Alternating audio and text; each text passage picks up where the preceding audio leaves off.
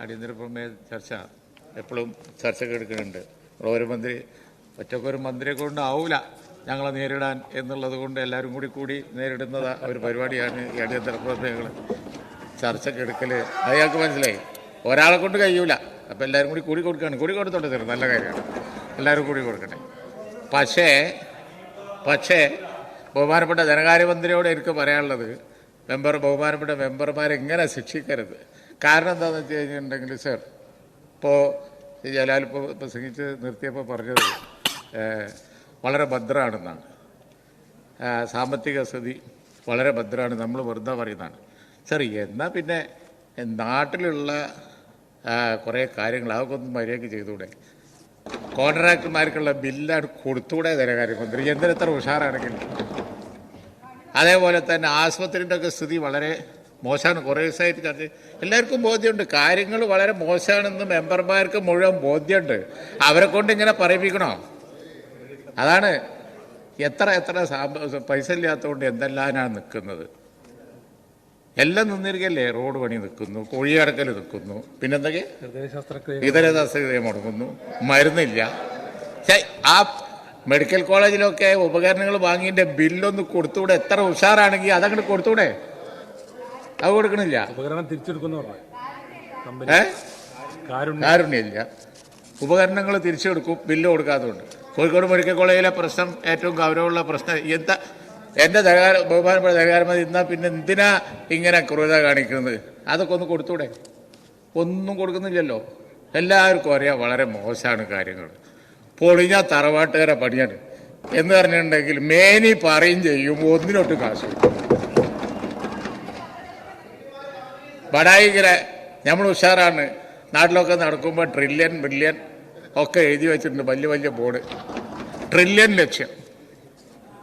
എന്നാൽ പിന്നെ ഈ ആളുകൾ എങ്ങനെ ബുദ്ധിമുട്ടിക്കേണ്ട വല്ല കാര്യമുണ്ടോ? പാവപ്പെട്ട ആളുകൾ ഉച്ചക്കഞ്ഞി, അതുപോലെ തന്നെ മലബാറിലൊക്കെ 70, 60, 80 കുട്ടികളെ വെച്ച് ഒരു ക്ലാസ് പഠിപ്പിക്കുക. കുറച്ച് കോഴ്സ് അനുവദിച്ചൂടെ?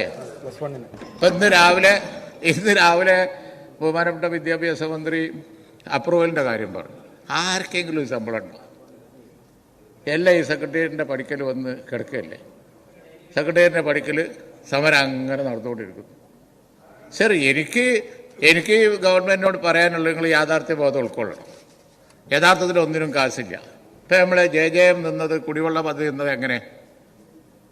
കേന്ദ്ര ഗവൺമെൻറ് തരാത്തിന് അവരെ പറയുന്നില്ല, നിങ്ങൾ പറയുന്നുണ്ട്.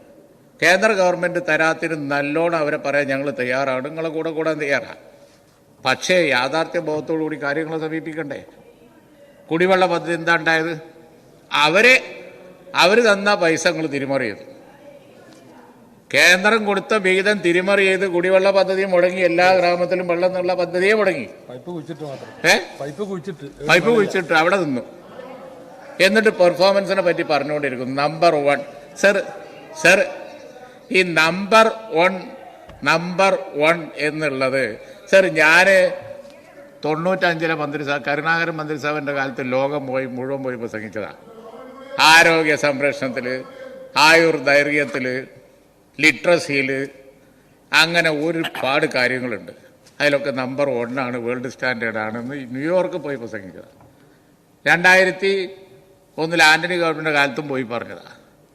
അതുപോലെ 2011 നിങ്ങളും പറഞ്ഞിട്ട്, അത് ഞാൻ പറഞ്ഞു വന്നത് എപ്പം ഉണ്ടായതല്ല അത്. പക്ഷെ ഇപ്പോഴത്തെ സ്ഥിതി നിങ്ങളൊന്ന് കണക്കിലെടുക്കണം.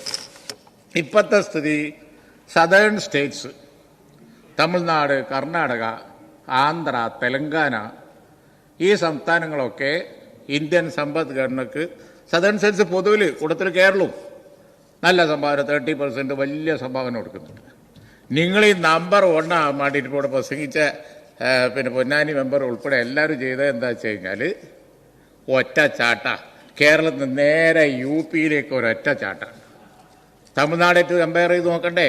തമിഴ്നാടിൻ്റെ ഗ്രോത്ത് റേറ്റാണ് പ്രശ്നം. നമ്പർ 1 എന്നുള്ളത് പഴയ സ്റ്റാറ്റസാണ്. ഇപ്പോഴത്തെ കണ്ടീഷൻ എന്ന് പറയുന്നത് ഗ്രോത്ത് റേറ്റാണ്. ഗ്രോത്ത് റേറ്റിൽ തമിഴ്നാട് 9.69%. ഇത് നിങ്ങൾ പിന്നെ യൂട്യൂബ് തിരഞ്ഞാൽ കിട്ടും, ഞാൻ പറയുന്നതല്ല. അതുപോലെ തന്നെ ആന്ധ്രാപ്രദേശ് 8.21%. അവിടെയൊക്കെ ഇൻഡസ്ട്രി വന്നുകൊണ്ടിരിക്കുകയാണ്, ആളോഹരി വരുമാനം കൂടിക്കൊണ്ടിരിക്കുകയാണ്, ഇറിഗേഷനൊക്കെ കൊടുത്ത് കൃഷി ഉഷാറായിക്കൊണ്ടിരിക്കുകയാണ്. തമിഴ്നാട്ടിൽ നിന്നും ആളുകൾ ഇപ്പം ഇങ്ങോട്ട് വരുന്നില്ല,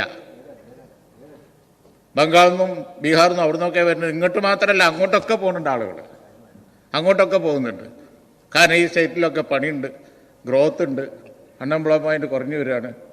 പക്ഷെ നമ്മുടെ പൊസിഷൻ തമിഴ്നാടും വിട്ട് ആന്ധ്ര 8, തെലങ്കാന 8, 8ൻ്റെ മുകളിലാണ്, കർണാടക 7.5. സർ, കേരളത്തിലേക്ക് വന്നാൽ ഗ്രോത്ത് റേറ്റ് കുറഞ്ഞുകൊണ്ടിരിക്കുന്നു. Growth rate showing slower growth compared to other southern states despite an improvement in its long term growth. Long term growth ഉണ്ടായിരുന്നു, നമ്പർ 1 ആയിരുന്നു. അതാണ് ഞാൻ പൊളിഞ്ഞ തറവാട്ടേരെ പണിയെന്ന് പറയാൻ കാരണം. ഒട്ട് സമ്മതിക്കൂല്ല, ചിലവൊട്ട് കുറക്കൂല്ല, മേലിന്ന് അടിച്ച് മറ്റോരടിയിലൊക്കെ ബൽപ്പും കാട്ടി ഇങ്ങനെ നടക്കുകയും ചെയ്യും. പക്ഷേ കയ്യിലോട്ട് കാശുമില്ല.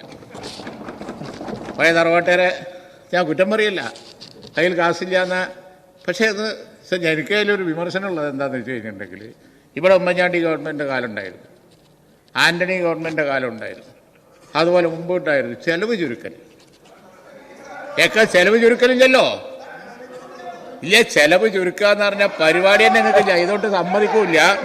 വരട്ടെ സർ, ഇതൊട്ട് സമ്മതിക്കൂല, ചെലവോട്ട് ചുരുക്കൂല. സർ, ഞങ്ങൾ മന്ത്രിസഭയുള്ള കാലത്ത് ഫസ്റ്റ് ക്ലാസ് പോകാൻ പാടില്ല എന്ന് ഞങ്ങൾ ഓർഡർ കൊടുത്തു ഫ്ലൈറ്റിൽ. ഒരു ഉദാഹരണം പറയാം, ചെറിയ കാര്യം.